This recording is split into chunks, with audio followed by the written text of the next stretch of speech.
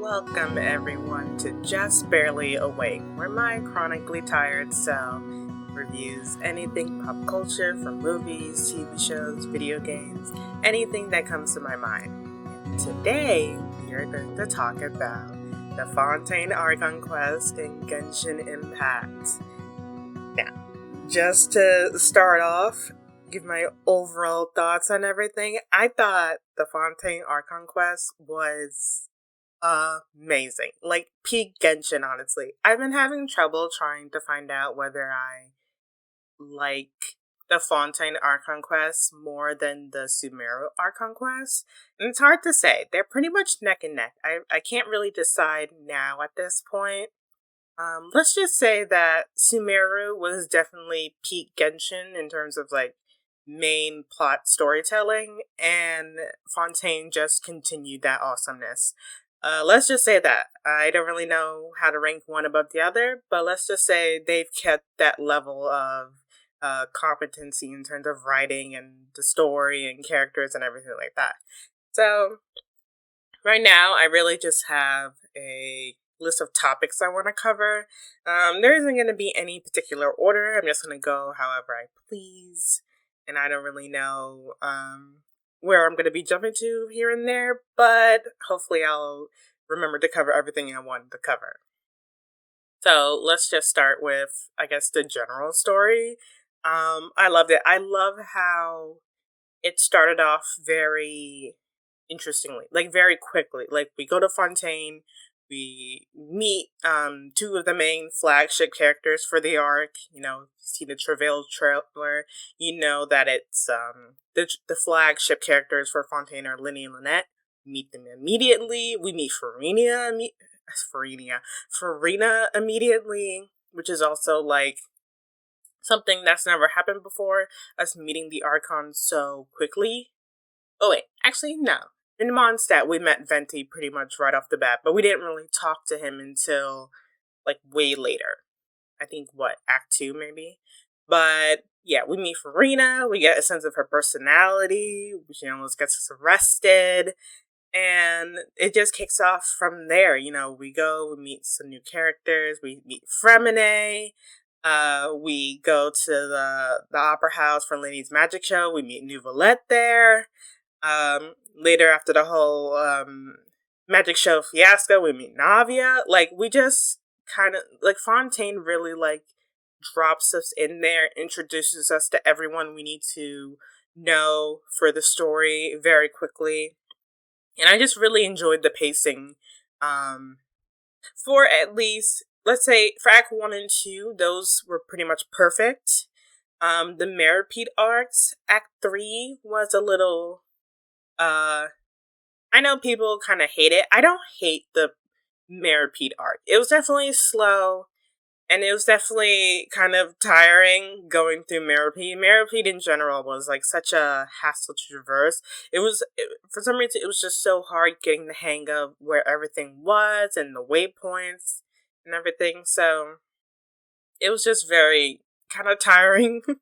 I've heard people say they want us to feel like we're in a prison, where it's like, yep, I definitely felt it to some degree. But yeah, Act 3 was kind of difficult. But Act 4 was definitely way better than Act 3, because Act 4 is where everything came together. It was a culmination of everything. And that's where all the pieces finally fit. We got our awesome cutscenes. We got more stuff with Arlecchino. We have Nouvelette coming down.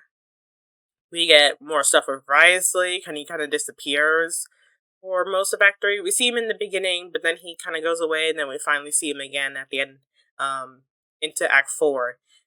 What else goes on?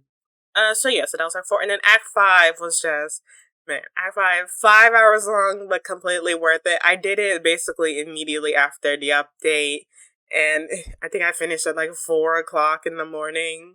I was so tired, but I was like, I'm so glad I did this like immediately. But Act 5 was just stupendous from beginning to end. Like, first of all, the cutscenes, we had a lot of cutscenes. In like Fontaine, but also in Act 5 in general. The whole thing with Navia, again, Navia being definitely a shining star in the Fontaine Archon Quests. We got a lot of new Valad and Focalorn. We got a much needed characters recharacterization, or I guess a different understanding of Farina as a character, because she's also been kind of and I guess somewhat absent, but also confusing throughout the whole story. We're kind of like, what's her deal? And then we finally got the answer to that. We got a little bit more of Arlecchino. Even though she wasn't really in it as much as I thought she would be, which is kind of interesting, but we'll get into that. What else happened in Act 5? We had another trial in Act 1, 2. Actually, pretty much in every single act, we got some kind of clue finding, ace attorney mechanic to solve like whatever mystery was going on in that particular act. And what else happened in Act 5? It was very emotional too. I'm kind of surprised at how gut-wrenching the whole Archon Quest was. Like, the whole thing, like, I was crying like a baby. Like, the tears did not stop flowing. And the twist as well, that was a pretty awesome twist. Like, I don't think I would have saw it coming. At least not exactly how it went. Obviously, people were like, oh, is it that, like, the Gnosis is in the Oratories and then Farina is kind of like the face or something like that? But yeah, pretty much everyone predicted some kind of element of what the twist was, but I don't think anyone predicted it except maybe Ashikai. The whole everyone's a Hydra Eidolon. I was so surprised when that actually turned out to be the case somewhat. Where she was like, yeah, that summer event, it wasn't completely useless. It actually told us what the Fontaine plot would be. And now, like, she's like, everyone's a Hydra Eidolon. And, like, it's, like, Farina who's probably keeping it all together. And I'm like, really? That sounds kind of weird. But it turned out to kind of be the case in a sense. So I was kind of surprised that even though the summer event always hints at something in the upcoming Archon Quest for the new region, it was just like that was it 3.8, that summer event. It was just so not it, compared to 2.8, 3.8 it was just kind of disappointing. I wasn't really a fan of that summer event and stuff like that. So to find out that it actually has some kind of relevance, it's not surprising necessarily because that was its purpose, but to find out that it was exactly the Hydra Eidolons are managing or occupying this region, just like in Fontaine, that was the part that was kind of like, wow. Like, that actually meant something in a way. But anyway. So, yeah, let me just go over, what do I have? I literally have a list over here. Main story, yeah, I talk about the main story. The cutscenes, the cutscenes are so crisp. This Archon Quest, I mean, they've been crisp for pretty much forever, to be honest. Like, the cutscenes are always a treat in Genshin, but I just love these cutscenes. I think the first one we got was the magic show. That was really fun before it turned into like a murder mystery. The thing just crushed poor Cowell, or Simon Cowell, as Brand Online would like to say. What else cutscenes did we get? I'm trying to think of it in order. I don't think there was a cutscene. Oh yes, there was a cutscene in Act 2. It was the one with the Gardamex trying to kill us. That was pretty good too, with Cloran and Navia fighting. That was good. Act 3. I don't think Act 3 had any cutscenes. Not that I can recall. But Act 4 definitely had cutscenes. The one with Nuvolette, and Risley and Cloran. They were fighting the primordial seawater. That was also cool. Not Nuvolette. Well, Nuvolette was also cool, but Risley was so, like, cool in that. I love how everyone was like, man, Risley is gonna be like this, like, hard-ass prison warden guy. And I mean, he kind of is to an extent, at least to the people who cause trouble. But most of the time, he's kind of like this tea sipping, like chill guy, which that was a good idea. Like obviously, some people really want those kind of hard ass characters, but I kind of like how it's like a contrast. It's like you would think being in a prison, everyone is going to be all gruff, but actually he's pretty, chill and laid back, and I think that helps with his likability. So that was Act 4's cutscene, and then Act 5, I think had like a few cutscenes. It had the one where Navia falls into the primordial seawater. That was something. I mean, because I never could have predicted what would happen next with her, like literally going into some kind of dream state. And after that, it was. Oh yeah. I think after that was the child one, where child comes up. I have something to say about child.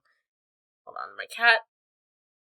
I have something to say about child, where he, about his vision and the whole thing and his relevance to the plot. We'll get to that. I have something to complain about, and so, but yeah, that cutscene with the music. It was kind of like a rendition of. I think the track is called "Wrath of Mono Sarah's Kylie." I think what it's called, but it's that track that happened. I think in his boss. I think that's his boss theme, right? And so that was the whole awesome thing, and him and Nouvelle fighting the whale together. That was cool. And then I think after that, the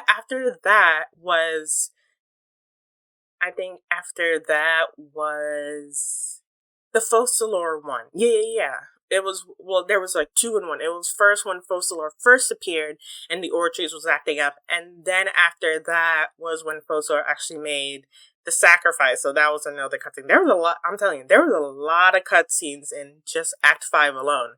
Like the other acts had like maybe like one or two, but this one had like, I think we're on like what? This is the third or fourth one at this point. So yeah, so then we have Focalor sacrificing himself. That cutscene was very beautiful too. I love how it like added in the main Fontaine theme to her dancing. At first, it was like a slow, sad piano version of it, and then when she's actually doing the dancing, then it's like a more upbeat type of like, something a little upbeat to match with the dancing vibe of it. And then we have the whole thing with Nouvelle, and that one was like where he goes up to like forgive everyone for their sins. That music cue there was very good. It was like so like triumphant, and I like how near the end it was. Like it turned into like it starts off triumphant, and then it kind of slowly turns into like a sad theme melody thing, and nice and slow. And I just love whoever's doing the music they know what they're doing. And then I think after that, was there a cutscene after that one? A short cutscene. Oh yeah, it's short, but the one where Skirt comes in and she literally just throws Child. I swear, poor Child. Being dealt a dirty in this Archon Quest. And then after that, you see, there's so many cutscenes in here. And then after that, I think was the final cutscene for this act where, basically where you see the whole Fontaine flooding and then, everyone being okay. Oh my gosh, the music for that one too. It was, again, the Fontaine theme in, like, different, tones. Like there was like a slow piano version, and then like a triumphant version where you see Farina come out and everyone is like, we didn't dissolve, and everyone's cheering and everyone's being relieved. Everyone is like relieved that they're not dead. I swear, the music is so good in these Archon Quests and in the cutscenes. It's very good. And I think that's all the cutscenes, but I was really enjoying it. I mean, they put a lot of those cutscenes on the YouTube channel, and they usually do, but I was surprised they put the one where Focalor sacrificed herself. I was surprised they put that on YouTube, because I was like, wouldn't that be kind of like a spoiler? Do you really want to put that on now? Because it's not like they have, they don't have the, which one I'm thinking about? They don't have any of the cutscenes with Raiden Shogun, I think. Like, not when we meet her, not when she's about to chop our head off.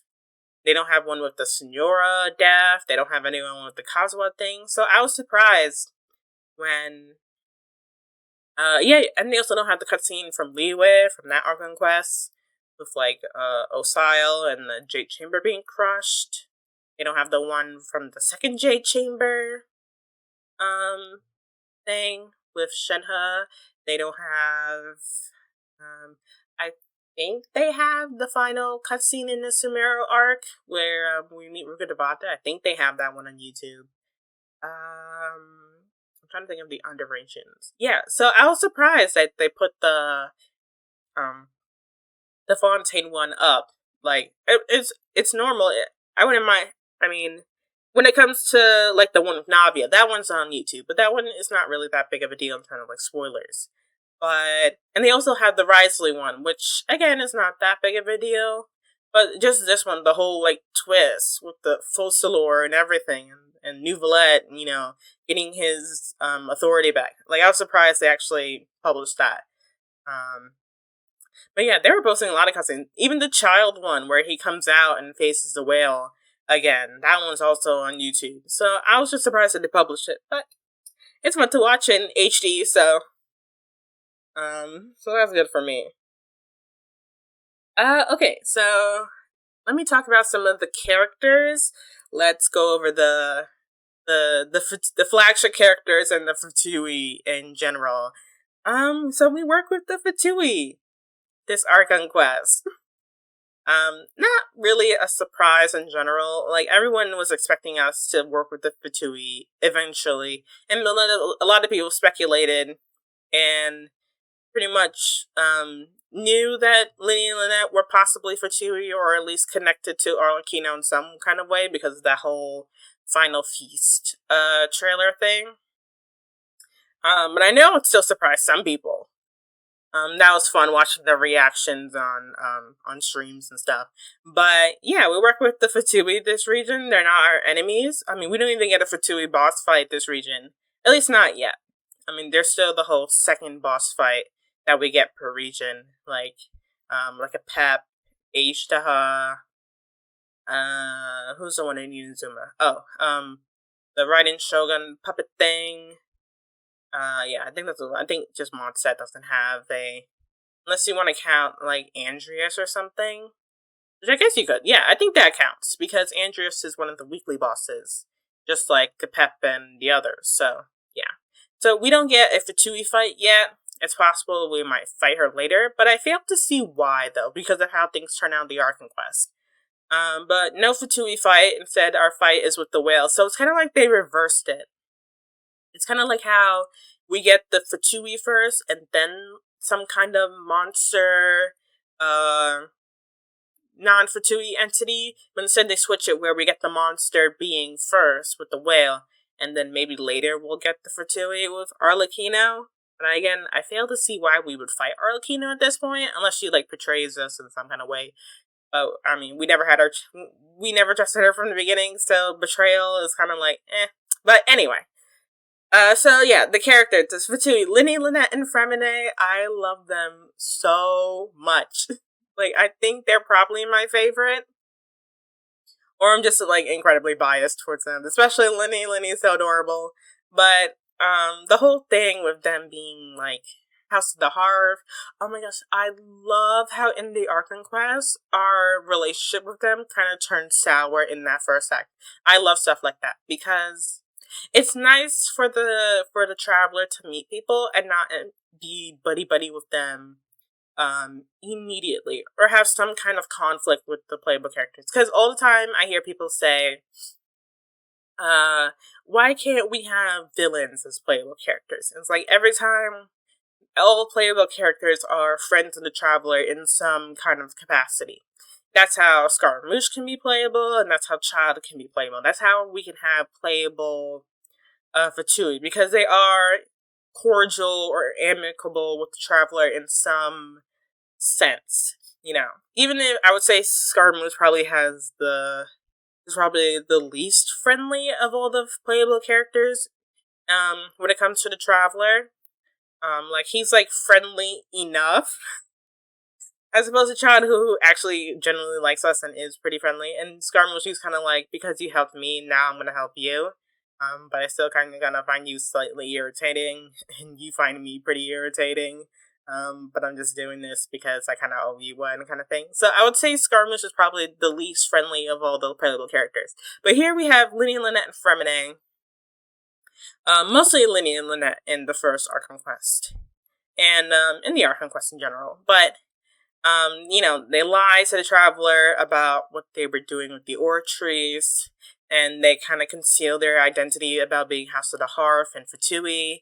So that kind of sours their relationship to the Traveler. I was I'm not gonna go over the whole discourse there was on like Twitter about the whole why is the Traveler doesn't like Linny and Lynette, but they're friends with Child and Skara. They're just like, that was so annoying. During that time, because there's just like so much stupidity in that one statement. That's how you know people aren't really understanding the relationships the Traveler has with these characters. But I just loved how we actually had a bit of a sour relationship at the end, because it's like, I guess I just kind of really liked how the Traveler was angry with them, like, not only because it was reasonable for them to be angry, but also because, that usually doesn't happen. We're usually pretty friendly with our playable characters. It's, I guess it's really I would say it's really the Fatui and I guess the Raiden Shogun where our relationship is pretty contested. And, the Raiden Shogun that got smoothed over. Child, it gradually got better.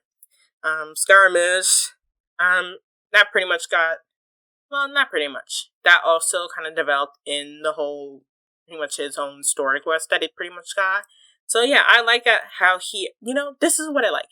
I like how in the Archon Quest as a whole, you see that relationship with Linny, Lynette, and Fremine develop into what eventually becomes them seeing the Traveler as their family. Because it started off as them being friendly, they meet in Fontaine and they show them around the city and they take them to the magic show and it's pretty cordial and we defend them in court and everything. So it's pretty friendly and we're buddy-buddy in a sense, even though we just met. But, we see them as good people. And then we get hit with the whole, the murder trial and then the whole, they're doing something with the Ore Trees, plus they're Fatui. So it's like lies and now there's distrust and then it ends with, hey, look, I'm really sorry that we did this to you. Let me tell you all about why I am this way, so maybe you'll understand. And then we're still kind of icy with them at the end of all that. And then we come back in the Meripede arc, where we meet them up again, where we're not outwardly antagonistic towards them, but we're not really jazzed about helping them with their goals or anything like that. And then at the end of the Meripede arc, because we pretty much helped Linny with the whole, oh my gosh, my sibling got kidnapped kind of thing, and we help him with that, and we help him through that, and then they're basically like, okay, we see you as family now, and that actually plays a part in Act 5, where Arlecchino's like, because my children, Linny and co trust you so much and see you as family, I'm going to share this information with you freely so that you can help us save Fontaine and stuff like that. So I like how that all ties together, and it's kind of like also our in with Arlecchino, because also in like Act 4, Arlecchino's like, you helped my children, you helped the House of the Hearth, so I am grateful to you. And people are like, whoa, what? And she's like, I care about my children. So, and you help them, so that is a positive in my book, which is pretty great. Though I'm a little skeptical about that. Not about how she cares about the children. I think it's pretty evident if you just see, even if you don't believe anything she says in the Archon Quest itself, if you read like the stories for like Fremine's and Lynette's character stuff, you can see that, yeah, she does generally do care about these children. So I'm not really skeptical about that, but what I'm a little worried about is just, like, if she's gonna use that against us. Like, obviously, Lynn, Lynette, and Fremine, I believe that they generally do care about the Traveler. But it's kind of like if Arlecchino told them to betray us, would they? You know what I mean? It's kind of like, would she ever use our closeness with Linny, Lynette, and Fremine against us? You know, because we trust them, so she could get them to do something, knowing that we'd probably drop our guard because it's coming from them, and then she could, like, swoop in and do something. And that's what I'm worried about. I'm worried that she could use our connection with the three of them to do something to us or do something behind our back or just, you know. It's really worrying, to be honest, because I'm also like, man, I would really love it if something were to happen and the trio were to, like, had to choose between the Traveler and Arlecchino. On one side, I'm like, I would really like them to choose the Traveler, but on the other side, it's like, at the end of the day, Arlecchino is their family, and they've known her for way longer than they've known the Traveler. Even though the Traveler already sees, the trio already sees the Traveler as family and generally does care about them. It's still, like, that gap in time is still there, and, you know, they haven't really said, the trio have never hinted at any type of, like, they're not, like, hinting at any betrayal of the house on any part. It's just difficult. I just know that if they do something along that route in the story, and because, again, like, if you even look at the Harbinger wheel, which has showcased all the bosses that we will have in the story, like you see Child is first, and then Signora, and then Scaramouche, and then the next one, it looks like a hand with holding a candle. People said the Hand of Glory. That's most likely Arlecchino. So if we are going to fight Arlecchino down the line as our second boss for the region, I can imagine it being because of some kind of scenario with, you know, probably them having to choose between us. And it's just going to be so sad, so angsty. I have no idea. I honestly have no idea which way they would go. Both ways make sense in a way. It's gonna be so sad. I'm gonna be crying because I love those three. Especially, like, if anyone's played the Fremine event, which was, like, so good for Fremine's character, because he doesn't have much of a. Definitely has a presence in the Archon Quests, but the latter half of the Archon Quests. But the main character in terms of, like, the trio is definitely Linny, which I'm not upset about. But I'm glad that Fremine got that time later on. But yeah, it's definitely gonna be sad. I guess it could also be there is mentions of a previous director of the house, a previous Arlecchino. So it is always possible that could come into play eventually. But again, it's like, we don't know. Is that just like Arlecchino came into the house and she changed things for the better. But that doesn't mean that just because Arlecchino wasn't the first Arlecchino, that doesn't mean we'll ever actually meet the first Arlecchino, like the previous director. It could just be, like, just a thing that happened. So who knows if we'll actually fight this Arlecchino or the previous Arlecchino. We don't know. But anyway, what else do I have on my list? But anyway, yeah, I love the trio. I love how our friendship developed with them throughout the Archon Quest, and I love how it started off rocky, and now I love how we got to see it grow into a genuine relationship. Oh, something I also like about the trio, I love how Linny, like Linny and Lynette and Fremine, well, mostly Linny. I like how, even though he's from the house, and they're for Tubi, and they're supposed to keep these things related to the house secret, I love how Linny kind of freely shares it with us, because he doesn't want us to think he's lying about anything, and he doesn't want to, like, he generally wants a good friendship with the Traveler. So he's like, hey, I will share everything. I will never lie to you again. I will share everything I know about what we're doing, even if the truth hurts. Because this is what I love. I love how in the beginning, when we first find out that Lenny lied, he's like, I wanted to have a friendship with you because I knew if it wasn't for all that baggage of our identity, we could be good friends. And he's like, the truth is very important, but if we were just transparent about everything, it would be kind of a hassle. And I love how that was his mindset in the beginning. But at the end, like not only at the end of that Archon Quest, but also at the start of the third Archon Quest, he's like, after what happened before in the Opera House, I promised myself that I was never going to lie to you again, and I was going to be completely honest and transparent with you about everything. Like, no matter what. Like, and I love how he comes right and saying, is that, yes, we are here because we think the Gnosis is here. And, because obviously that would be somewhat upsetting to hear. It's like, ugh, they're after the Gnosis. But it's like, instead of hiding it and trying to, like, deceive you or make you think we're not here for that, I'm just going to tell you up front. And you do with that information what you will, but I'm going to be completely honest and I don't want to deceive you. And I want to be completely upfront about my intentions. So you know that even if our sides conflict, I can at least give you that choice to make a decision and stuff like that. So I just really love that part. I just love how you see that, and just those little things, you see that growth of how Lenny approaches things, at least with us, at least with the Traveler. So this can then go into, I already touched about it a little bit, what I think about Arlecchino, and I would say, besides what I've already mentioned about me not really being completely sure about whether or not she would go against us completely, because she seems reasonable.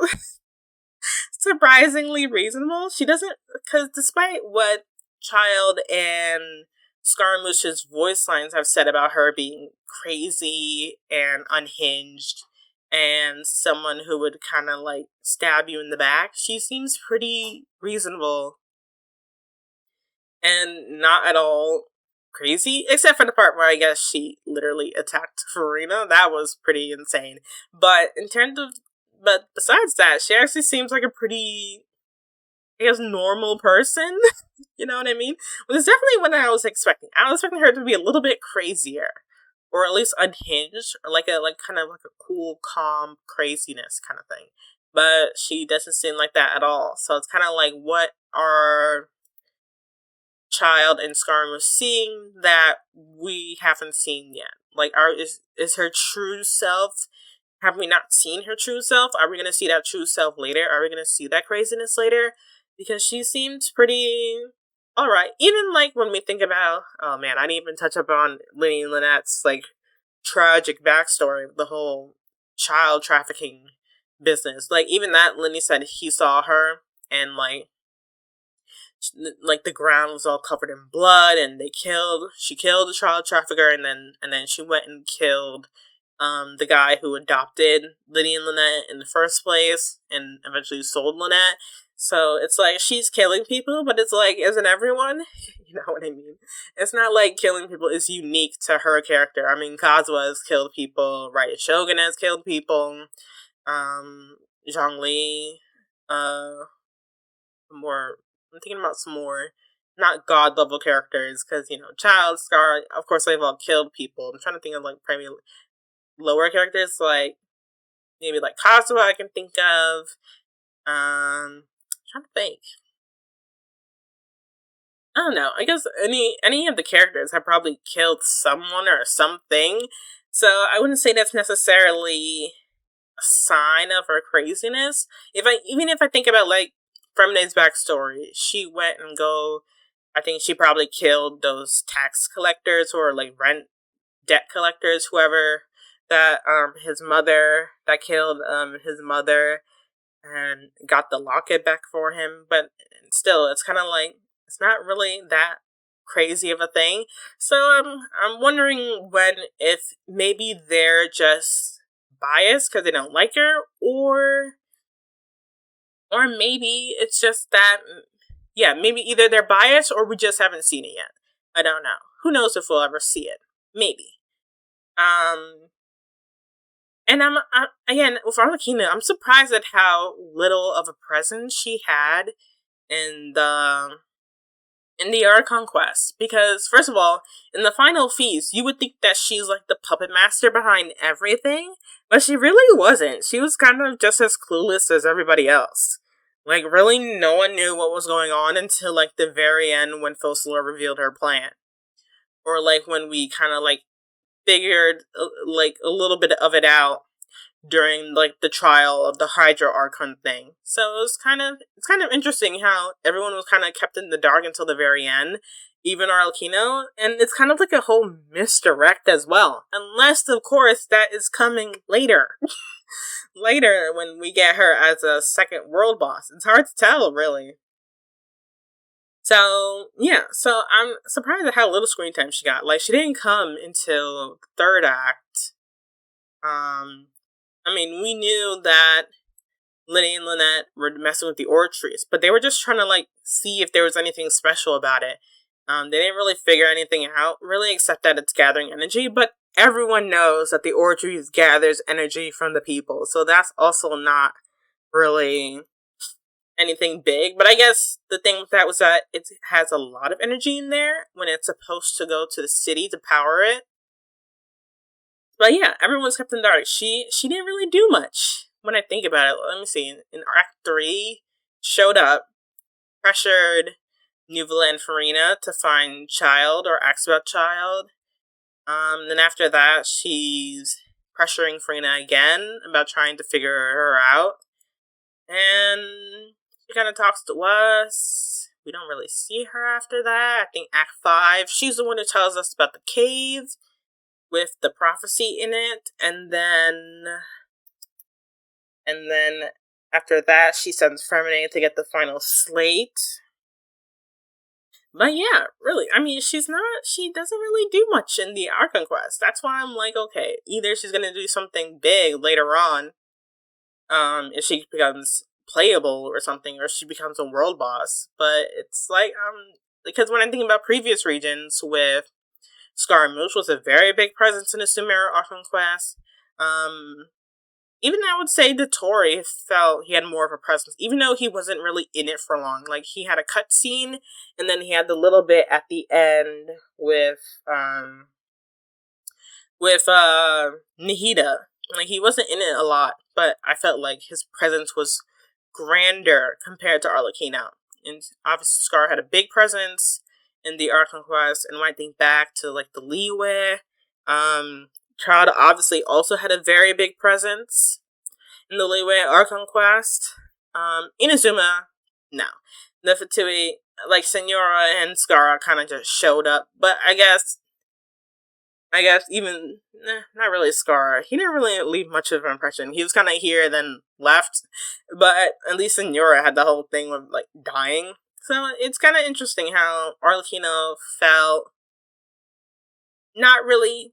She didn't feel overly significant compared to everybody else. She kind of felt like pretty much on par or a little bit less compared to everybody else. Well, I guess we'll see what they do with her. Okay, what else do I want to talk about? Oh yeah, the 8th turning mechanic. From the start, when I heard like Fontaine was the land of justice, and we might probably be getting some murder mysteries or something, I was like, give me my Ace Attorney. Like, I love those games. So I was really excited. I love how we get to find clues and everything, and we have to put them together, and we actually had trials, and we were a lawyer, even though we're not qualified. And I love how that also translates to stuff in the World Quest too. Like, we also went, if anyone has done the, what's it called? Questioning Melazine and the Answering Machine. I think that's what the World Quest is called. Like, if anyone's done that, that was also a murder mystery type of, story as well. We have to collect clues and figure out who killed the scheme bird, who kidnapped him, and everything like that.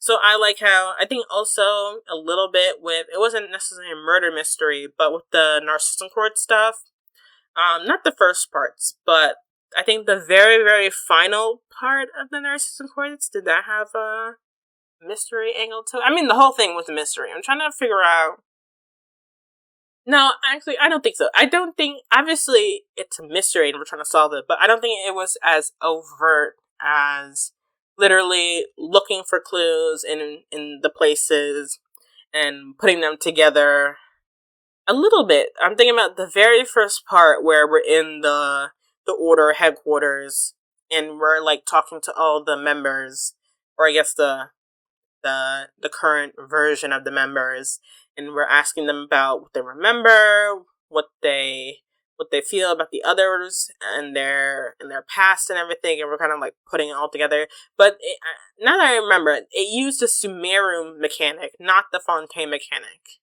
Yeah. So I think it's only in that Melusine quest, the Ancient Tallow Shard Melusine quest with Curve and everything, where we had the clue finding and the putting everything together, the whole murder mystery thing. But in general, I really liked it. I think it was different, and I think it was definitely an improvement over how Sumeru was doing it. Because in the Sumeru thing, it was a little frustrating. Like, at the point where I was just clicking random stuff. And I did that a little bit with the whole Ortru stuff as well. But, I mean, I was doing this at 4 o'clock in the morning, so understandable. But, yeah, I really enjoyed the mechanic, and I think it's an improvement over the how Sumeru was doing their put the clues together mechanic.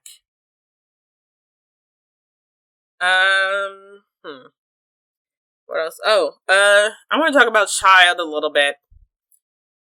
I love Child. I didn't at first, but I really come to love his character. And I think he was good in, the first 2 acts, 1 and 2, where you first meet him, we get his vision, he gets put in prison, mysteriously. We're like, wait, why is he guilty? And I don't really mind him being absent for the most part in acts 3 and 4, where we're trying to find him and he's missing, and he's in the primordial sea with the whale, and we're having dreams about him. Good for Chilumi fanfics. But what I don't like is how that kind of paid off ultimately in Act 5. I'm not really a fan of, his cutscene in Act 5 was amazing. Child is cool, he's always cool. But I don't like how he showed up and we just never talked to him again. That's it. He showed up. He was awesome. But we don't get to give him back his vision personally. We have to give it to Arlecchino.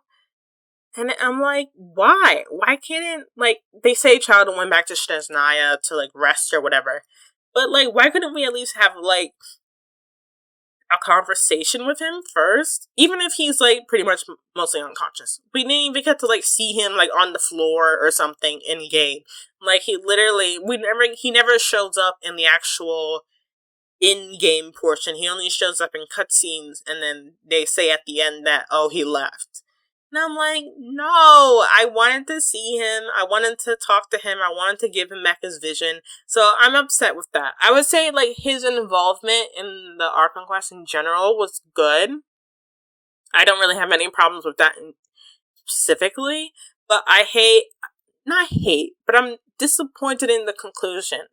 We never really get to figure out or find out why his vision stops working. We can make some guesses, but we never get anything definitive. We get something more definitive about why he went to prison. Nuvola is probably either Focalors did that on purpose, or he was guilty by association. He's I'm not really sure which one, but it's probably one of those two. And that's fine. That's what everyone speculated. Either he was guilty by association, or the Ortries maybe did that on purpose. But besides that, I don't really have any problems with that whole stuff. But I just hate how, at the end, we didn't get to talk to him at all. Even if it was only a few words and he gets fully unconscious by the end. I'm upset that we didn't get to give him his vision back personally, and I'm upset that we didn't get to at least have one conversation. I know he's gonna come back, obviously. We're gonna see him in Snezhnaya, maybe hopefully at least once before that. So it's not like I think he's like dead or dying in a bed somewhere, but I'm just really upset we didn't get a little bit more of him. Oh, and the whale in general. The whale, okay, first of all, the whale's design is very cool. He looks like a very awesome whale. Narwhal thing. But the boss fight was, like, when you look at it, the boss fight from afar, like, when you're just looking at it as it, like, swims all over the place and it goes in and out of its abyss portals and it's, like, you know, jumping up in the water, that looks cool. But when you're actually fighting it, it's like, whatever. You know what I mean? It's not really that big of a deal. Like, I don't think this boss fight was peak Genshin boss fight. You know what I mean? It definitely looks amazing. It looks amazing, and then when you get swallowed up, and then you fight the warrior guy who kind of fights like Child. That was cool too, and you see like the abyssal symbol, or what was it, the quantum symbol, whatever. You see that in the background. That whole thing was cool. But like, so visually it's very stunning, but in terms of like actual gameplay, it was whatever, honestly. I mean, I kicked that whale's ass like pretty quickly. I wouldn't say the whale boss fight was difficult or anything like that, but I guess it just wasn't as, it was visually amazing, but gameplay wise, it wasn't really that amazing. I wouldn't say I hate it. I don't think it's the worst boss fight or anything like that. But I guess it just wasn't as hype as probably everyone was hoping it would be or expecting it to be. It was kind of like whatever. You know what I mean? So, I know people who like are very big on like the fighting mechanics of this game were probably disappointed, but me, I mean, I play Genshin for the story, first and foremost. Like, I'm not really that big on grinding or artifact farming or anything like that. Like, I'm very casual. Like, I don't really do Abyss. I think I did Abyss for the whole Abyss for the first time, like, a couple months ago. After playing this game for, like, 2 years. But yeah, I'm not really that big on, like, fighting or anything like that in terms of, like, in terms of what the game offers. Like, I'm not really that big on leveling. Like, I get my characters to a comfortable place, like, even if it's not, like, triple crown level 90, like, if it's at least comfortable enough to get rid of the bosses or any of the mobs in the overworld, then that's good enough for me. Like, I'm not really someone who does my weeklies or anything like that. So in turn, that's why when it comes to the fighting, it's like, it's easy.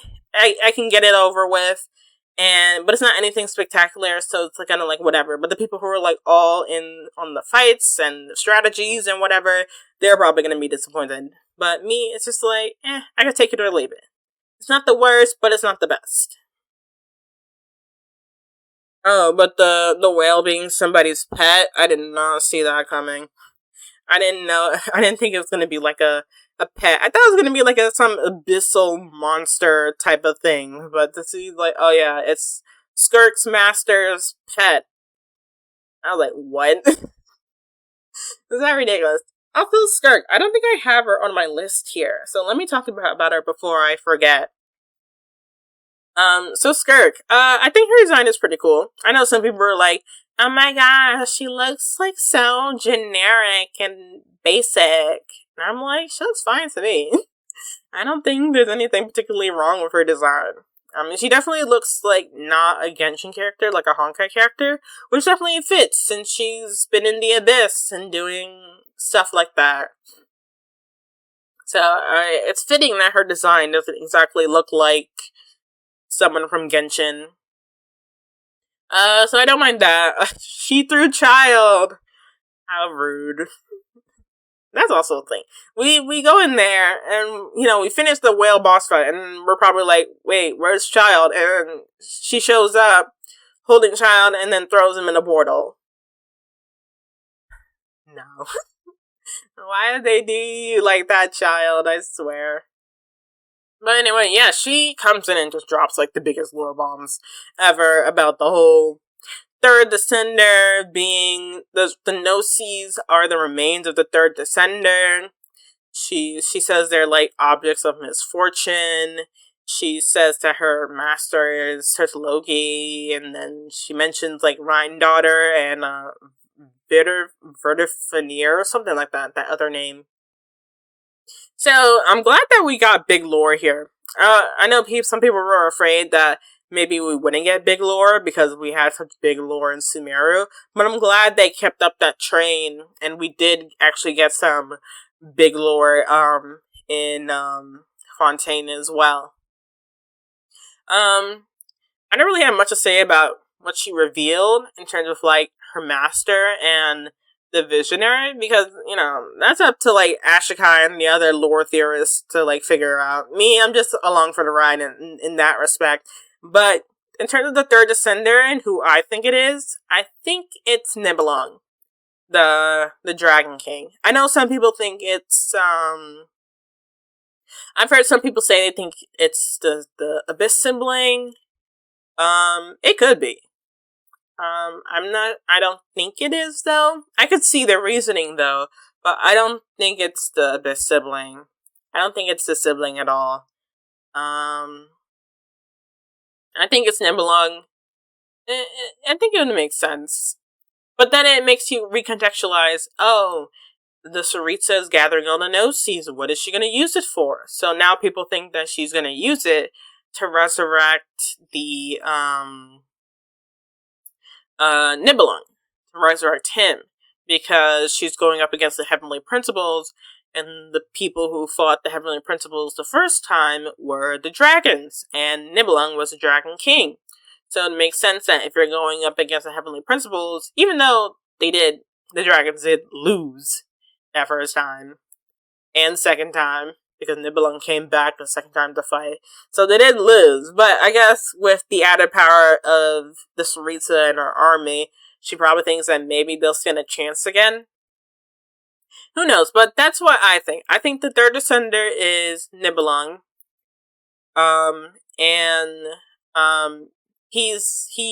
They use his body, to, like, create the Gnosis. And now she wants to collect all the Gnosis because that will somehow revive him. I don't know how she's going to revive him. Maybe that's why Dottore is on the team. Maybe they're going to use Dottore's, like, knowledge in medical science or whatever and body modification to, like, somehow resurrect Nibelung. That could be a reason. But anyway, that's what I think. But who knows? I think people also said that the third descender might be the prince from the Pale Princess and the Six Pygmies story. I could see that.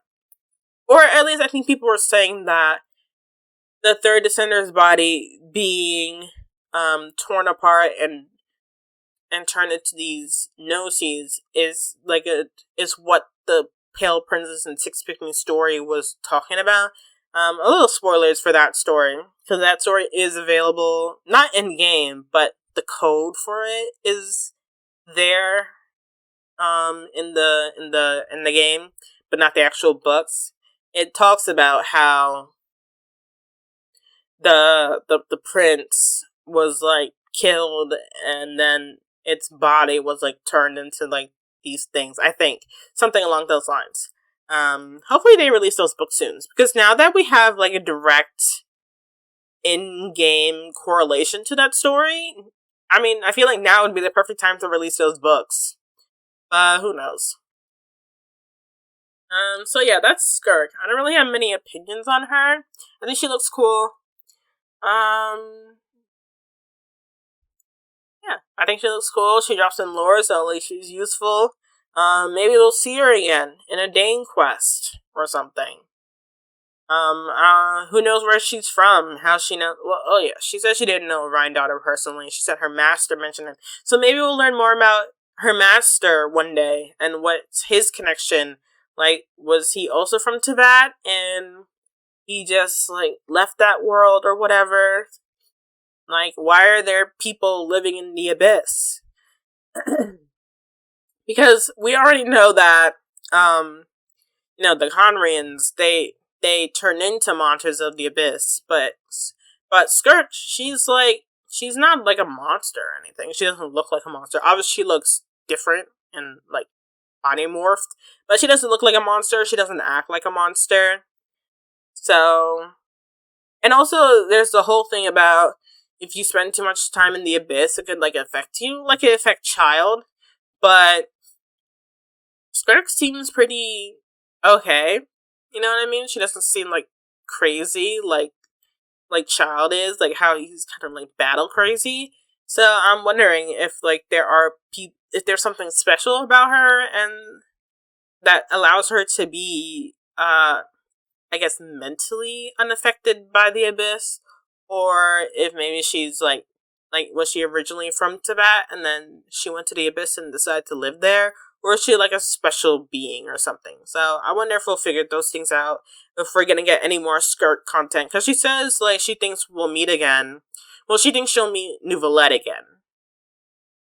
Oh, and she's also gonna tell us the identity of the third descender. She's gonna ask her master, but she said that she's gonna send Child to tell us. So that's why. So I'm like, so obviously we're gonna see Child again because Child's supposed to tell us the identity of the third descender. But are we gonna find that out all the way in the Snezhnaya arc, or is he gonna come back again? Between that, he already made his appearance for the region for this like 3.x series. Wait, no, 4.x series. So who knows if he'll even show up again any time before Netlon. But Child has made an appearance in every patch, so not every patch, every patch series, like 1.x series, the 2.x series, even the 3.x series, he made an appearance in Inazuma during that festival I think we were having that one time. So, and he's made an appearance this time around, so it's possible that we won't really get him anymore until the Natlon stuff. Not that he'll show up in Natlon, but he'll show up in that 5.x series somehow. So, who knows whenever he'll come to us for that stuff. Gosh, there's so much to talk about in this stuff. I want to talk about Farina and Phil Solor. Farina, love Farina. At first, I wasn't really like, I never hated Farina. Like, her bombastic personality and her brattiness, like, that never bothered me. I know she was kind of, like, controversial, but that never bothered me personally. But now I, like, love her now. Like, I had to pull for her, and I did get her. Congratulations to me. But yeah, I'm so glad I have her on my team. Even if I never, like, fully build her, just having her in my party is enough to, like, satisfy me, because I love her character. I love collecting characters that I love. So, like, the whole thing where it's like, you're like, what's her deal? And I never could have expected her to have been through so much pain. It was such a surprise. Like, the whole thing where she's, like, putting on this performance. Like, everything about Fontaine is, like, performances and, I guess just performances. Everything about Fontaine is about putting on performance and catering to an audience and whatever. So, having her probably put on have Fossilers at the loneliest and agonizing play of all time is, like, so heartbreaking. How she was, like, doing that laugh, but she was, like, crying and had a big smile, and she was, like, her eyes were twitching. Oh, that was so heartbreaking. And how we had to, like, when we went into, like, her mind, we have to, like, break down her, like, her barriers in order for that part of her life to be revealed and stuff like that. That was pretty cool as well. Oh man, the trial though, that was so heartbreaking to watch. Like, near the end of it, because you saw how, as we started unraveling more and more of her act, how she became more and more desperate to keep belief in her. And it was just so sad, because you see she's also crying, and she's like, no, people, please. I am your Archon. And at first you would be like, oh man, this is kind of sad. Like, and you're like, why is she trying so hard to make people believe that she's the Archon. And you see when you finally get into her mind, it's like she's not doing it for her. She's doing it for them because she believes that if they stop believing in her as the Archon, everyone's gonna die. So, and then all her hard work that she's been doing for like 500 years would be wasted and like in vain. So, oh my god, that whole thing, I felt so bad for her. But I love her too because, like, even though she's not an Archon anymore in terms of divinity, she's still an Archon in my heart because she's like easily. It used to be Nahida was the best Archon. Like Farina is really like pretty much almost, or maybe has taken up her spot, Nahida's place in my rankings, because she really, like, without any powers or divinity or anything like that, she really fully encapsulated what it meant to be an Archon and be a guiding force for people and someone who just cares about her people so much and is willing to take on so much pain for them in order to ensure their safety and their future happiness and for them to survive the prophecy and everything.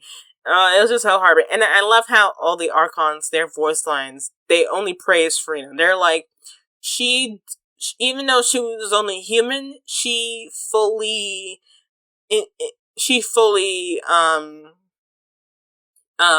portrayed what it meant to be an Archon, even though she was human and she never had any power. And I was like, I'm so glad all the Archons only have nice things to say about her. It was so great. I love Farina. But the whole thing with Poisson and that flooding, we're gonna get to Navi and everything. But it was just so heartbreaking. But I love her. I'm excited for more Farina content in upcoming patches. I don't know if she would even get a story quest. I know some people were like thinking, okay, so all the Archons, they get a second story quest where we get the world boss and everything. But I'm like, I don't know if that will apply for Farina. I feel like that would make more sense for Nouvellette. Because Farina never really had any connection to the divine. And she doesn't know anything about the past or anything like that. Like, she doesn't have that connection that the other Archons do. So, in my head, I'm like, a second story quest, not that she couldn't get a second story quest at all, but a second story quest on the same level of lore dumps and knowledge as the other Archon's second story quests. Like, I can't imagine her getting... I feel like a second story quest for Farina would be more on par with Yoimiya's second story quest as opposed to Nahida's second story quest. You know what I mean? Like, it's more so about us, oh, we're gonna hang out with Farina again and do some fun stuff, maybe, and help her through more of her trauma or something, as opposed to, oh, we're gonna go to this new place, I'm gonna drop some heavy lore bombs, and I'm gonna, and you're gonna learn something new, in terms of, like, the history of Teyvat. So, it makes more sense in my head, to me, to get a second Nouvellette story quest that pertains to, like, the history as opposed to Farina's. Focalors, I have to talk about her. The whole thing about Focalors and Farina being, like, one person split into two, which is pretty much what everyone thought it was going to be, but not in the same way as it's actually turned out, where it's, like, my human side and the divinity, and the reason why I'm collecting all this power is to return the divinity, the throne, back to Nouvellette. That whole thing with her being like, I have to deceive the heavenly principles. I invited you, Nouvellette, because I had to get you to love humanity in order for you to save them. And I love how he's like, you are a devious one, Focalors. And I swear, her plan was genius, honestly. Like, shout out to her. Like, she really thought everything through. She was like, I need Farina to be a face so that all the attention is on her and away from me from collecting all the power. And I also need Nouvellette to come in here and be able to receive this gift and in turn save Fontaine. Because even if I destroy the throne and give it back to Nouvellette has to be the one to save Fontaine in turn, and he's only going to do that if he actually gives a damn. So I really loved that too. Like, it's really like a very good plan. It's just a shame that Farina had to suffer so much. And I love how that's where we see Nouvellette just really crying. Not necessarily visually, I'm not sure. People are like, oh, I see a tear. I don't really know if I see a tear, but it's raining pretty hard, so yeah, he is crying. And I love how Nouvellette has so much respect for Farina after all this.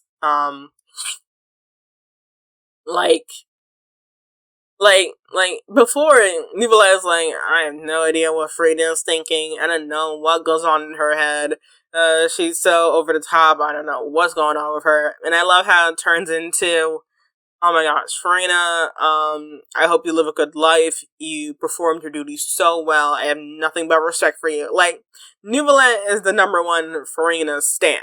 Like, and I love it. I love that change in their relationship. What else? I guess I can turn that into talking about Nouvellette, who, I love Nouvellette. I also have him. I pulled for him.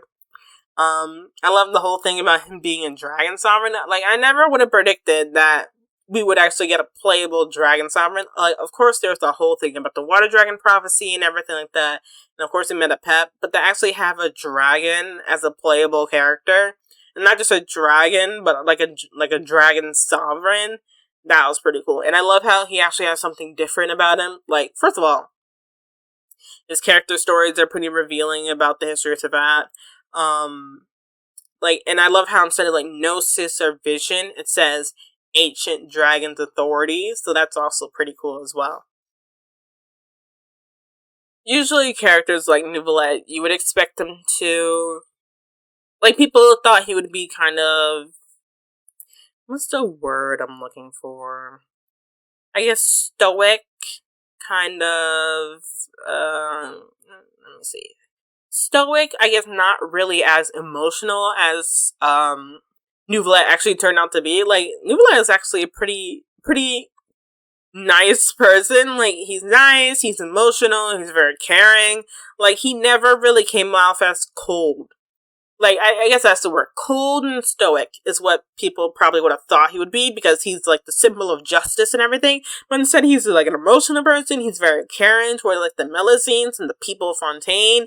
He like questioned himself in terms of like what justice means. The whole thing with Navia. Him seeing the Melusines as this like new bishop race and everything like that. Like, he has a very he cares a lot about the Melusines. He greatly cherishes our friendship with the Traveler and everything like that. He cares about Farina, and the whole Focalors thing hit him very hard. Like, it's like, I never would have expected Nouvellette to be such a emotional individual. Like, this dude is crying, like, all the time, to the point where it's always raining in Fontaine whenever there's a trial happening. It's, like, so unexpected, and it's such a welcome twist, honestly. And I think it really helps his character. I really like the whole thing about how, even though he's all about justice, and, like, this whole prophecy is about, Fontainians getting the justice they deserve or whatever, from the gods' point of view, from the heavenly principles' point of view. And he's like, I like how, especially when it happened in the Fortress of Meropide and the Primordial Sea was overflowing, I like how he was like, this punishment is just too severe. I'm sorry, please forgive me for overruling it. Like, even him, he's like, this is too much. Like, it's not fitting of the crime. Even though he doesn't exactly know what the crime is. He was like, I just can't let this pass. Like, I love how he is like, even though this is the judgment that's being passed, the whole flooding of Fontaine, he's like, I can't let this go through because it's just too cruel. And again, because that's the whole thing about Focalors' plan about getting him to care about the people of Fontaine. Now, I also love how, even in Act 5, when the whole thing is about getting the Farina on trial, even though he's like, yes, we need to do this in order to save Fontaine, at the same time, he's like, this might be cruel to her, and I don't want to hurt her or anything like that, but we have to save Fontaine, and if there's a way to do it without making her suffer too much. That's the course I want to take and everything like that. So I love how he's like soft, even the people who he's in a sense against in a way. But I love Nubila as a character. I'm excited to see more about him. Interested to what his future holds, because if you read his voice lines, he's almost about like, I'm going to judge the Archons and everything like that, and they're kind of somewhat angry voice lines, which is such a like a contrast to what his character had been portrayed in the Archon Quest. Like he's so kind of chill and mellow in the Archon Quest, but then his voice line is like, I'm going to judge the usurpers and the usurper king and all the Archons and stuff like that. And they just read so angry, and you have to be like, no, the Anima Archon, he's just a drunkard, he's not really doing anything. And the Geo Archon, he's kind of like a broke delinquent or whatever. You know what I mean? So, I'm wondering if that will ever come up at all. Like, the fact that, like, is Nubila ever going to meet any of the other Archons? And, like, does he even know who the other Archons are? Like, obviously, Red and Shogun and Nahida, they are hiding their identities. But if he were to meet, like, Venti and Zhongli, would he be able to sense it at all? Because before he was like, at first, I thought what I sensed from you was your divinity, but is it actually a curse? With the whole thing about Freda being a cursed human, and that's how she's able to, like, live so long, despite not being a divine or magical being or whatever. So would he be able to just like sense that they're the Archon? Like, I wonder how those interactions will go if we ever even get those interactions in the future. That's New Valette. And about any other characters during the Fontaine Archon quest, there's Clorand. But to be honest, I didn't really think much of Clorand the entire time. I thought she had her moments, like when she was with Risley. I thought that was kind of a good dynamic between them. But other than that, I don't really think much of her, to be honest. Like, I guess she didn't make enough of an impact, in my opinion, to be, I guess, memorable, or I guess just on par with all the other characters. Like Navia made an impact, Nicolette, the trio, the Fatui trio, but Clorand, I mean, she was there, and she had some good lines that, some were funny and stuff like that, and she had a good, like, back and forth with Nicolette and Risley, but besides that, like, nothing really made me, like, love Clorand. So, yeah, oh well, it's okay. It's good in the sense that it's, like, one less 5-star for me to, like, desperately want to pull for. And, she did, for her role in the story, she did what she needed to do, and she did it well. So, it's not to say anything about how she's, like, a bad character or anything. She did what she had to do in the story, and that was good. But in terms of, like, favorite character ever, or best character in the Fontaine Archon Quest, that's not gonna be her. Anyone else? Sigewinne. Sigewinne was pretty good too. I thought she was gonna be the cutesy character, but she turned out to be the creepy cute kind of character. Where the whole thing where she was revealed, she was like, I like smart people. I like the idea of feeling trusted. I was like, oh no, she's creepy. And she's tranquilizing people. And she's like secretly giving people like mysterious purple meat and everything. I know they say it's because, oh, she's a Melazine. But it's like, she acts so, even though they say, oh, she's a Melazine, she just doesn't understand. I'm like, I don't know if that's it, because we've met, like, because I've done a bunch of Melazine World Quests at this point, and none of them are this creepy. I mean, so they have, like, a few different ways of doing things, but none of them are, like, creepy, or, like, oh, humans, your facial muscles, oh, that means you're sad, or, oh, that means you're happy, you know what I mean? They act like normal people.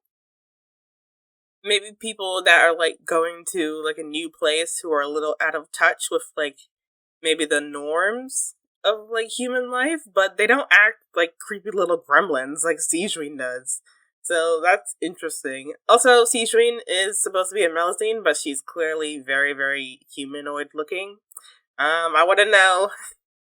I want to know what's going on with that Hoyoverse. Like, I swear, when she comes out, and and her character stories, I wonder if it's gonna say like, oh, a Melusine mother and a human father, or something like that. Because there has to be an explanation. I hope they don't try to dodge that question. I hope they don't be like, oh no, she's just a normal Melusine. We just made her look humanoid for like playability's sake. So, she uses to animate for like story quest stuff. And I'm like, no. You made her this way. You wanted her to be a playable Melusine. You made her look humanoid. Like, I want to know whoever looked at a Melusine and was like, let's have babies. I swear to God. It's going to be so funny. But, so I'm wondering what's with all that. Oh my God. Who's the furry who thought, I want to get with that Melusine? I'm very curious. There's been a debate about what Sijun's rarity, and I honestly have no idea. I could see her as a 5-star, but I could also see her as a 4-star. Because I feel like she was significant enough in the story to where it would be reasonable to see her as a 5-star, but also, I guess, I feel like you can make the same argument. Can you? About her being a 4-star? I don't know. It's kind of like either or. Like, her design is pretty elaborate, I would say, for a 4-star. I feel like if I would compare her to any other 5-star like child girl characters, like when I look at Nahida or Klee, and I compare her outfit to theirs, I feel like if anything, their Sijun's outfit is kind of more elaborate than theirs. Besides Nahida just being Archon and Klee being, I don't know. I don't know. I feel like even Sijun's outfit kind of surpasses Klee's outfit and Nahida's. So I feel like it could be like, oh yeah, she's definitely a 5-star. But I feel like she can also be a 4-star. Because she was in the story a lot. But, if I'm going to compare her to other 4-stars, like Lunette, Charlotte, Fremine, like, I feel like, I'm also trying to think about how many lines she got, because obviously the 5-stars are going to get more lines and focus than the others. Like, I would say probably Lorraine has the less lines, but she's has pretty elaborate design, so it's kind of like, yeah, she's supposed to be a 5-star character. And her not talking much is kind of like her character. I'm thinking of Sijun, and I'm like, could she be a 4-star? I could see it. Like, if she was, I wouldn't be too surprised, but I also wouldn't be too surprised if she's a 5-star. Who knows? I guess it's gonna be a coin toss. It'd be like 5-star or 4-star. Let's see what it is.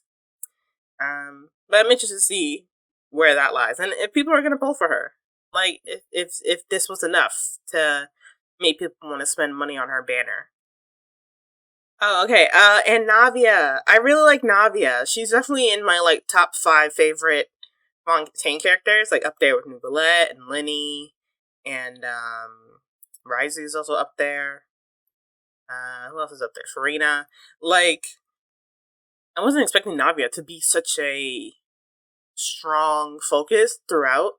Like, Act 1, she was there and she helped us with the murder case with Lenny. Act 2, it was all about her and her case with the Vache case and the disappearing water and how it connected to her family's company and business with Spina de Rusula.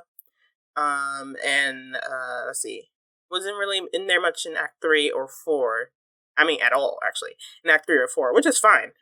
But in Act 5, she came back and she came back with a bang with the whole Melus and Silver being turned to Oceanids, which again, I'll get to that later. But even Navia's, there were very good NPCs in this in these Archon quests. Like you had some of the prisoners in the Fortress of Mirapede. They were really good NPCs there with like Quisto and Lavaroon and yeah, Bran the food machine, and yeah, Wolsey the food preparer guy, and I'm trying to think about any NPCs. Oh yeah, NPCs outside of the Fortress of Mirapede. You had Malus, you had Silver, you had like Vache, the criminals, you had Vache. But yeah, I like how not only the main cast, but also the supporting and like background minor characters also were pretty memorable and fun to interact with as well. But back to Navia herself. Like Navia, like the tiers. I'm so glad we're using so much tier play in Genshin in general. I think the very first time we saw tiers was oh yeah. Back in Sumeru Archon Quest, right when after Rukadavada like died, her memory died. That's when I think we first saw tiers in game. I think, and then we saw them again in like the Genius Invocation TCG event where Garbapitum was crying, and then they just kept using it over and over and over, and the animations have gotten better and better. Oh yeah, wait. Oh yeah, that was after. And it was also in the 3.8 event, the Summer Island thing. The summer thing. One of the Eidolons, their personas, one of their human personas, they also had like tiers after we did like the whole play thing with Kaya and stuff. Like so I love how they keep incorporating more different emotions into Genshin. It really helps the storytelling. I'm telling you, the visual storytelling in the Fontaine Archon Quest was just stupendous. Like they really were pushing their limits and doing just imaginative ways to like get the point across, especially in like Nouvelette's when after we solved the case, in each case Nouvelette would do like will basically summarize our findings and give like a timeline of what exactly happened, and you would see it all play out on stage. And I was like, oh my gosh, this is so visually interesting. Like their visual storytelling has really leveled up since Sumeru, and I'm so glad to see that continue in like future regions and future patches. But oh my gosh, I keep going away from Navia, but Navia was really good. I was surprised at how much I really loved the character. I loved her character design when I first saw it. I was surprised just how strong of a character she was, like right from the beginning, and especially how she packed the punch in Act 2. Like her whole story is actually honestly kind of sad, to be honest. Like I mean, throughout this whole story, she already lost her father, but she's still like reconciling with that, and we basically help her come to the truth of why he died in the first place. And then at the end of it, she loses Malus and Silver, and Navia's coming up. By the time I'm recording this, Navia's coming up as a playable character, and she's gonna have her story quests. And they said it's gonna be probably about rebuilding Poisson and dealing with those deaths of Malus and Silver again. So yeah, I like how this isn't something that's just going away for Navia, and that it is something she has to deal with, and we're like actively helping her through that. But Poisson, like I love how Poisson kept coming up because it is an important location for Navia. I will say, when Poisson got like destroyed or whatever, I went to the place.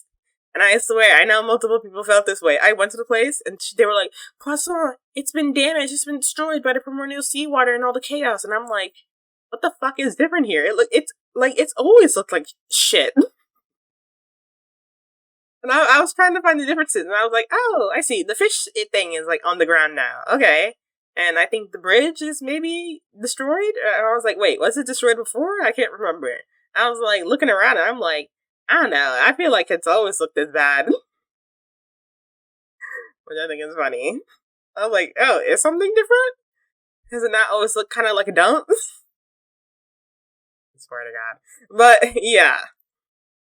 But I do like how, even like the locations that we went to in Fontaine felt important. Like, the Fortress of Mirapede,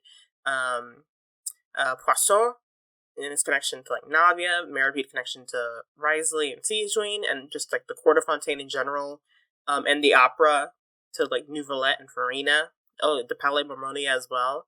Like I like how we really got to spend time in these places. But back to Navia. That's something more to say. No, I just love Navi. I thought she was a very good character, easily one of the best characters in this Archon Quest, and I think honestly one of the best characters we have in the game as well. Like I just think they just really, and in general, I think Fontaine did a really good job of like characterizing these characters in just such a short amount of time.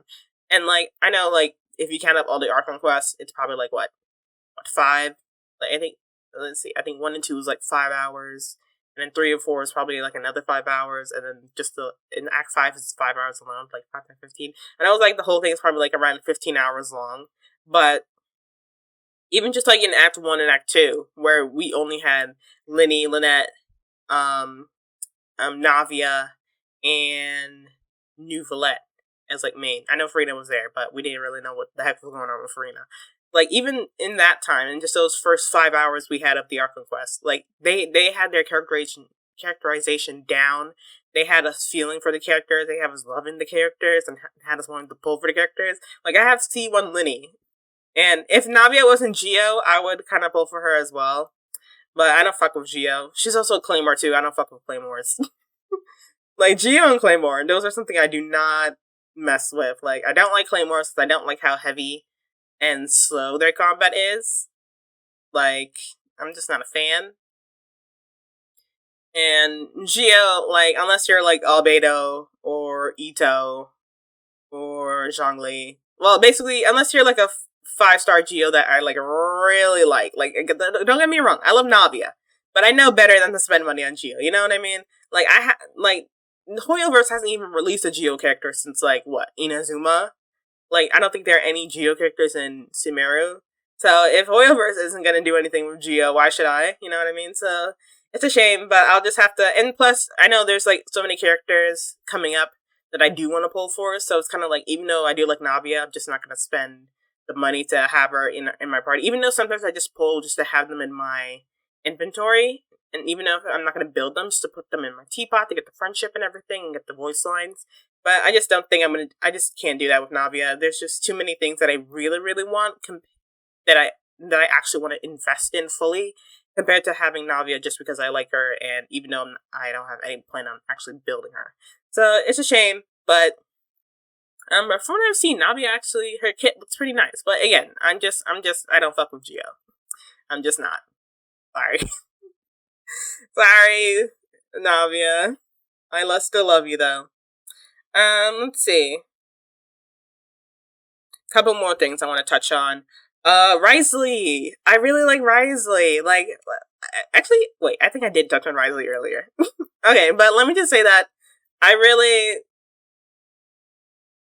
already did talk about Risley back earlier. Oh my gosh, I'm already forgetting. But I just want to say that I really do like Risley. Again, it's such a shame because I would totally pull for Risley, but he was so close to New Valette. Like, and plus I also spent money on, well, it's not spent money, spent Primo Gems. Like, I got C1 Linny. Plus, I also spent money on, again, not money, Primos. I spent Primos on the banner as well. So this is like the first time I actually pulled on the weapon banner, because I just really wanted to invest in Linny. So I got C1 Linny. I don't think I won the 50-50 at all.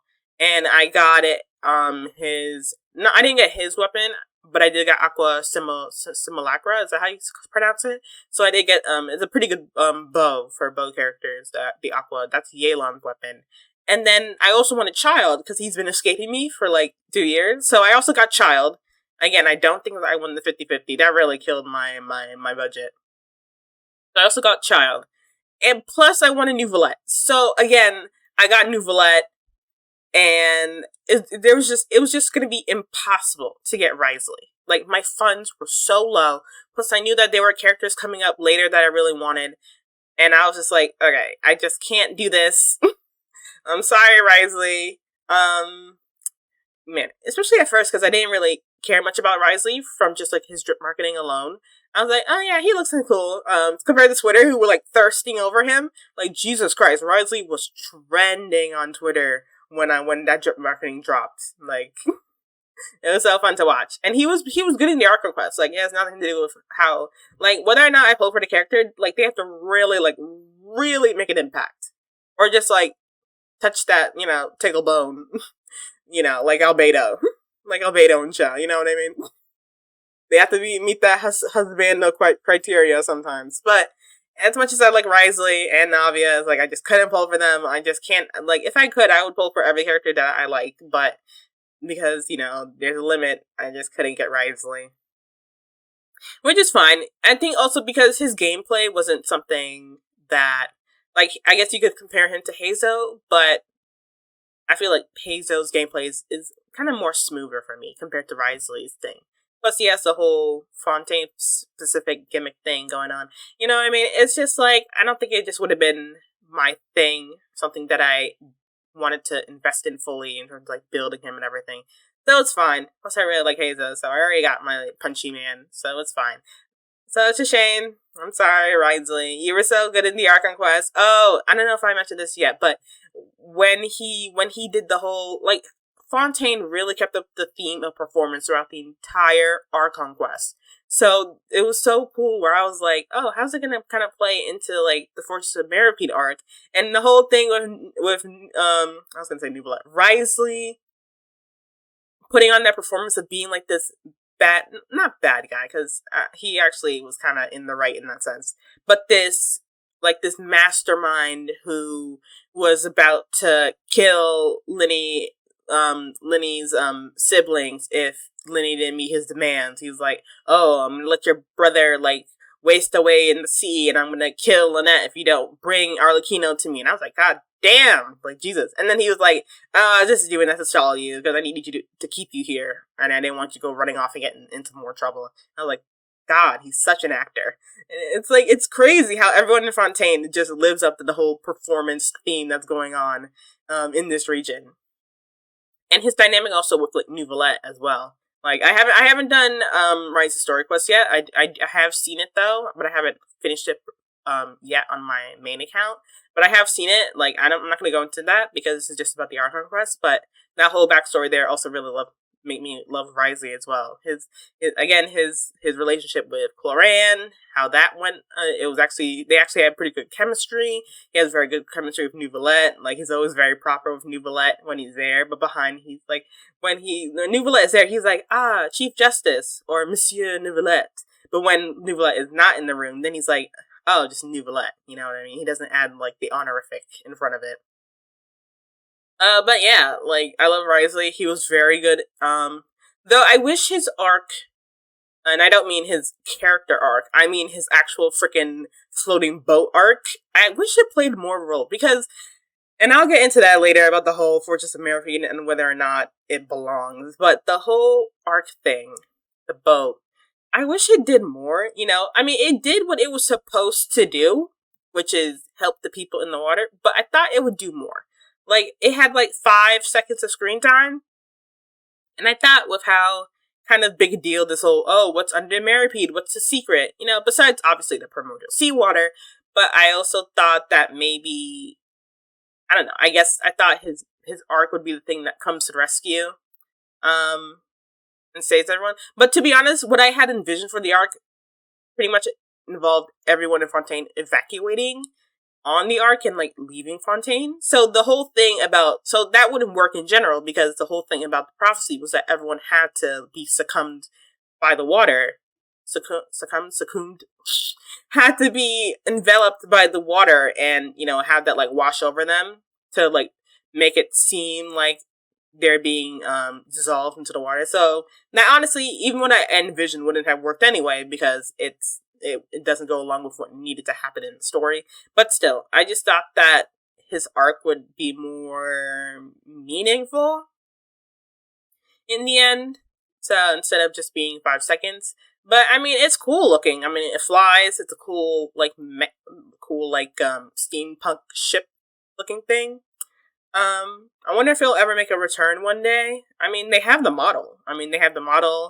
Not only in game, but they also have the model for the CG, so who knows? I don't think it'll come up again anytime soon in this patch, in the 4.x patch, but maybe it'll come up in the future when we're doing our whole big war with the Heavenly Principles. Who knows? I would just like to see it again. I feel like it's such a big asset to just throw it away.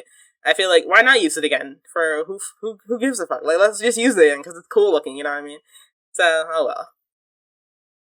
Kind of a few miscellaneous things that I want to touch on, before I, end this episode. First, I thought it was kind of... Actually, no. I saw some people say that they thought it was kind of weird how Frina just kind of left at the end of the Archon Quest. And I don't think it's weird at all, really, to be honest. I mean, well, I want to say it's not weird. But, I mean, I guess I mean to say that I didn't really have a problem with it, you know what I mean?